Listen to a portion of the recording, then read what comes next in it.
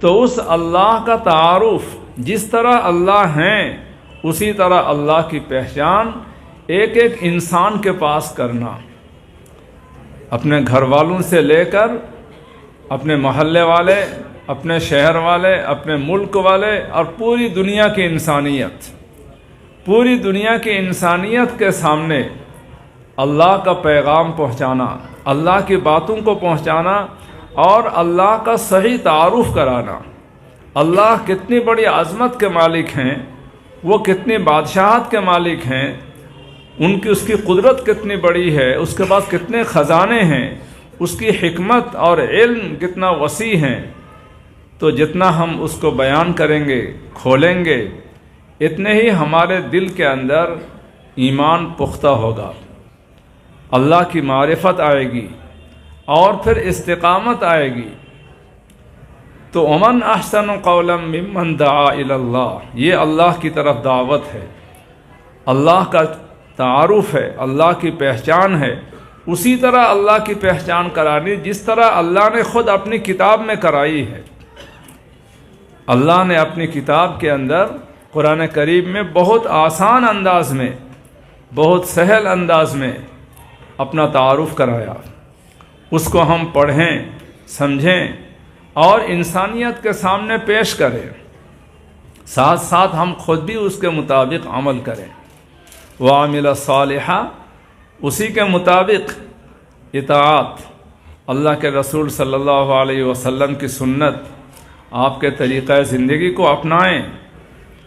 آپ صلی اللہ علیہ وسلم نے جو راستہ ہمیں بتایا ہے اور دنیا کے اندر آنے کا جو مقصد سمجھایا ہے اس کو ہم خود بھی سمجھیں۔ وعمل صالحا، نیک کام کریں۔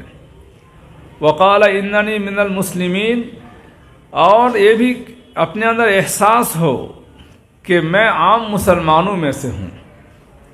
یہ جو کام ہے یعنی اللہ کا تعارف کرانا، اللہ بہت بڑے ہیں، اللہ کا تعارف بھی بہت بڑا ہے، لیکن ہم چھوٹے ہیں، عام مسلمانوں میں سے ہیں۔ ایک عام مسلمان کی ذمہ داری ہے کہ وہ لوگوں کو اللہ کی طرف متوجہ کرے اور خود بھی نیک عمل کرے۔ وَلَا تَسْتَوِي الْحَسَنَةُ وَلَا السَّيِّئَةُ، اچھائی اور برائی برابر نہیں ہے۔ اللہ نے فرمایا اچھائی اور برائی برابر نہیں ہے، مطلب آپ تو اچھائی کریں، کسی آدمی کو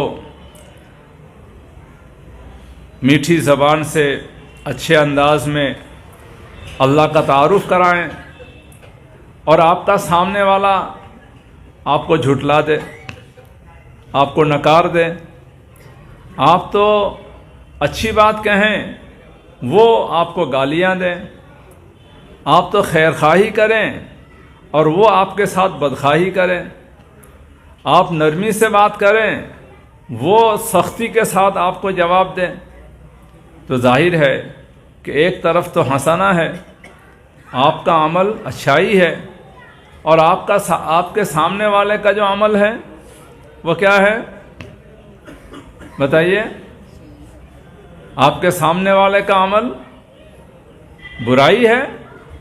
بھائی بات سمجھ میں آ رہی کہ نہیں؟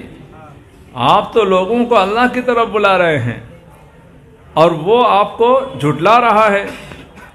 آپ میٹھی زبان سے بات کر رہے ہیں اور وہ آپ کو کڑوی زبان سے جواب دے، آپ کا سامنے والا۔ تو ظاہر ہے کہ کیا اچھائی کے جواب میں برائی کرنا یہ اچھا ہے؟ وہ تو برائی ہے، اور آپ جو کر رہے ہیں وہ اچھائی ہے۔ تو آپ کی اچھائی اور اس کی برائی، کیا یہ دونوں برابر ہے؟ یہ دونوں برابر ہے؟ یہ کبھی بھی برابر نہیں ہے۔ تو پھر کیا کرنا ہے؟ کیا کرنا ہے؟ وَلَا تَسْتَوِي الْحَسَنَةُ وَلَا السَّيِّئَةُ، اچھائی اور برائی برابر نہیں ہے، لیکن آپ تو ان کے ساتھ اچھائی کر رہے ہیں، اور آپ کا پڑوسی یا آپ کا گھر والا یا آپ کا ملک والا یا دنیا کے انسان وہ آپ کا آپ کے ساتھ برائی کرے اور بدسلوکی کے ساتھ پیش آئے، تو پھر اس کا علاج کیا ہے، اس کا حل کیا ہے؟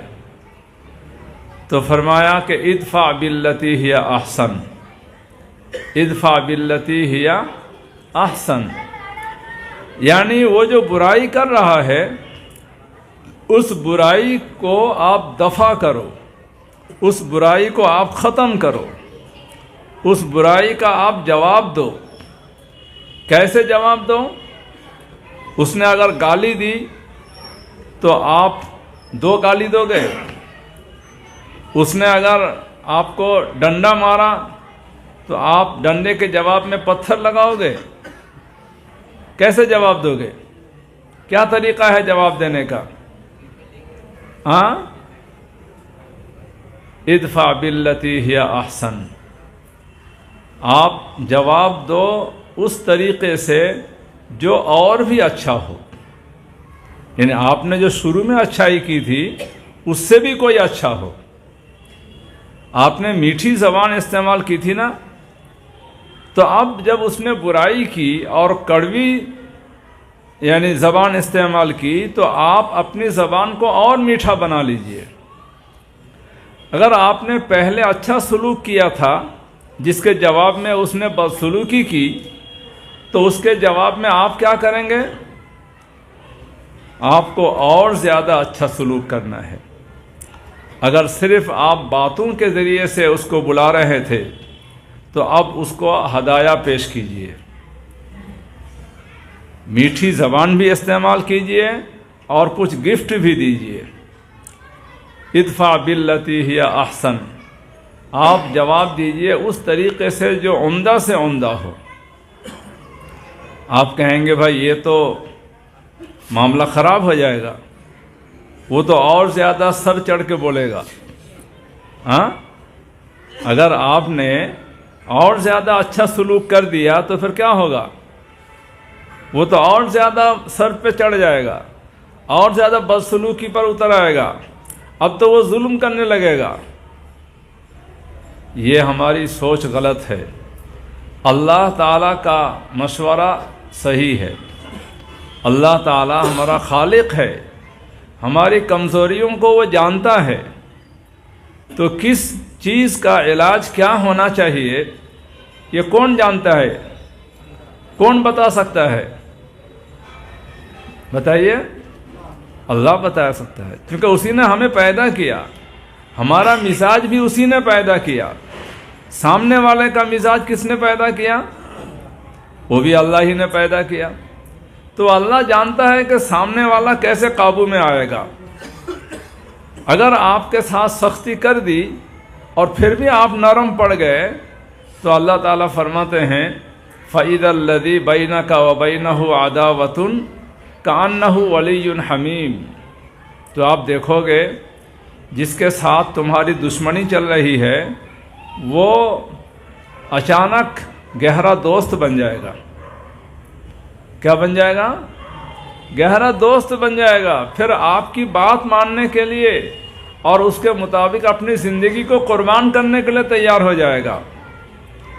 جناب رسول اللہ صلی اللہ علیہ وسلم کی پوری سیرت اس کی مثال ہے کہ سامنے کے دشمنوں نے جھٹلایا، اللہ کے نبی صلی اللہ علیہ وسلم نے ان کو اللہ کا پیغام سناتے اور سامنے والے جھٹلاتے، رسول اللہ صلی اللہ علیہ وسلم ان کے ساتھ اچھا سلوک کرتے لیکن وہ بدسلوکی پر اتر آتے، مگر اس بدسلوکی کے جواب میں رسول اللہ صلی اللہ علیہ وسلم نے اور زیادہ اچھا سلوک کیا، یہاں تک کہ مدینہ منورہ کی زندگی کے آخری مرحلے میں جب آپ کے سامنے صحابہ کرام کی ایک بڑی تعداد ہو گئی تھی اور ایک طاقت کے مالک بھی ہو گئے تھے، ایک باقاعدہ نظام بن چکا تھا مدینہ منورہ کے اندر، ان سب کے ہو جانے کے بعد بھی جب مکہ مکرمہ